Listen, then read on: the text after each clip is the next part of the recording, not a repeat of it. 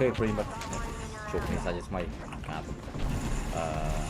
lên game và bật cho phía xịt rồi thì cứ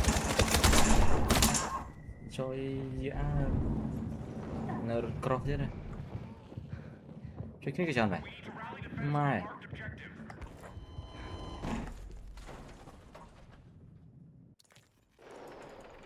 này đặt lên đi mau rồi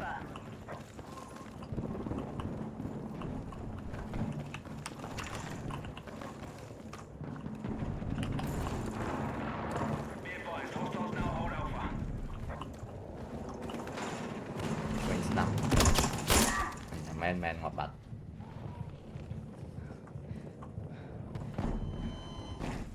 giờ kháng cao phía rồi này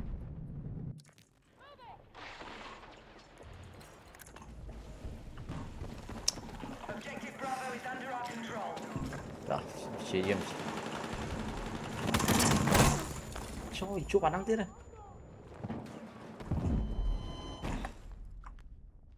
mơ về băng hoàng này cùng per kill này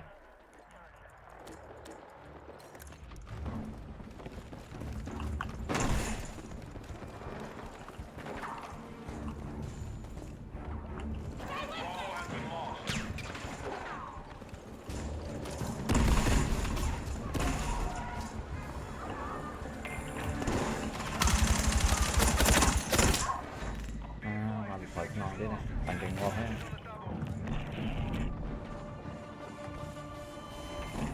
chành ghê thằng này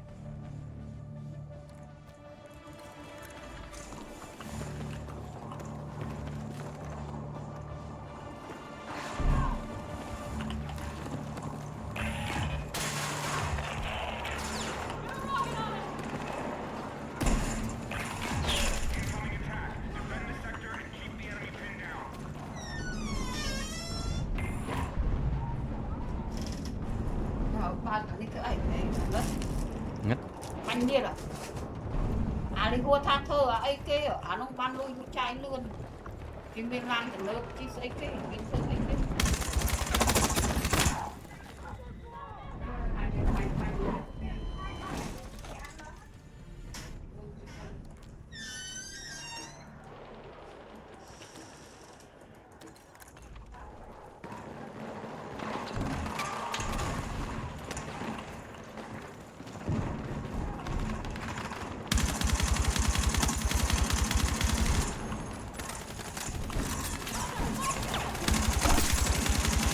very good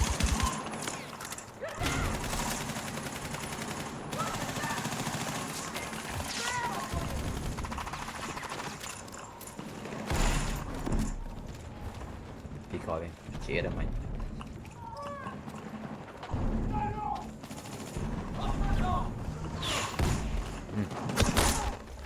hột tới chỗ đỏ bàn bay bên kia đấy mình bốn kia đây sao này hiện mày đã mòn đẹp đi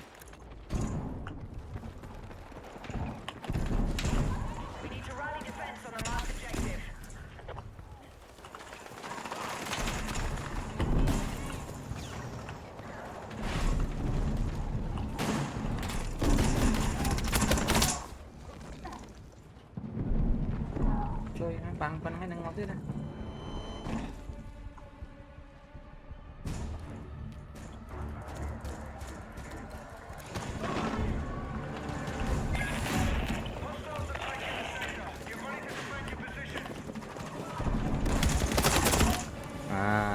mặc về kế mình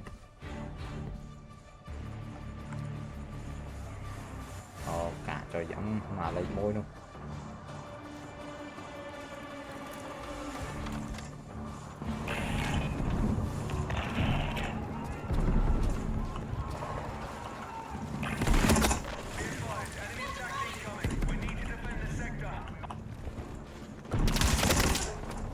ngọc tia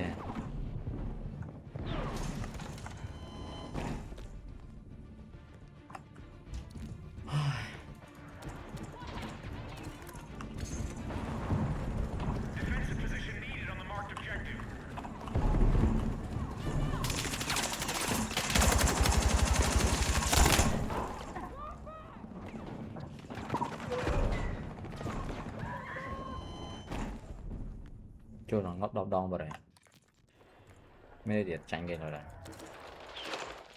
thì tán cái bay vô cái này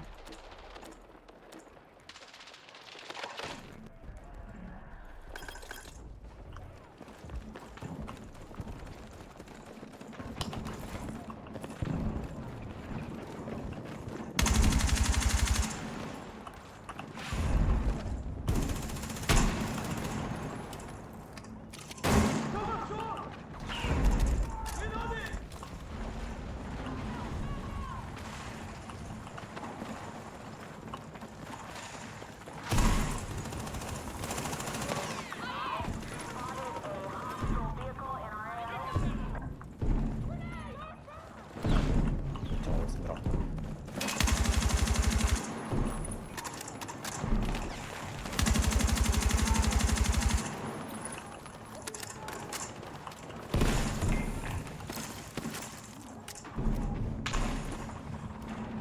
ngon lắm điểm màu thì nó ngon tuyệt vời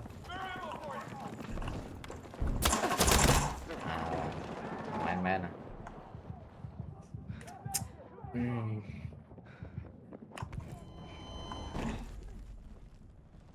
chôm ngọc ngọc lục xài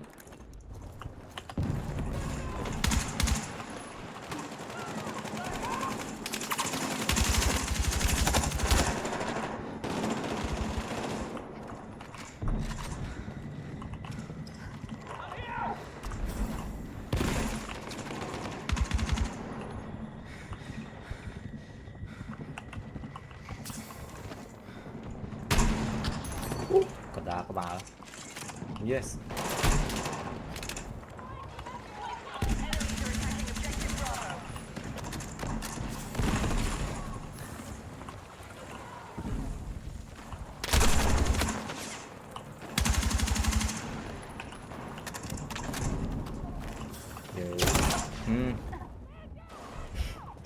mẹ mà bị khói không non tiết thế ngọt tiết đây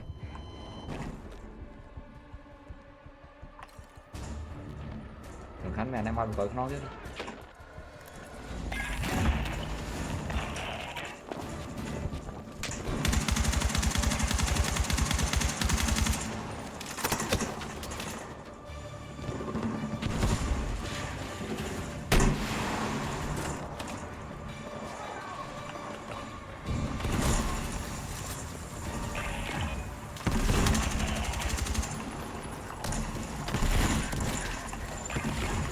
Rõ hơi thôi ra đây, nghe bị sợ này.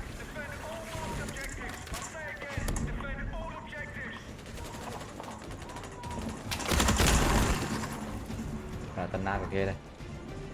Rút tiếc lại. Kiểu này kia tầng ngọt. Này thì tăng trong khỏi à. Em trong khỏi thì chụp không khỏi nè. Kêu vài thằng tạch xịt tiêu hay nè.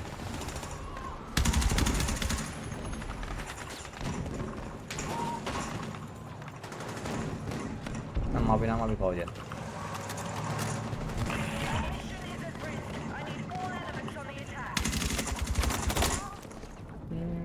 Mà bị nhẹ.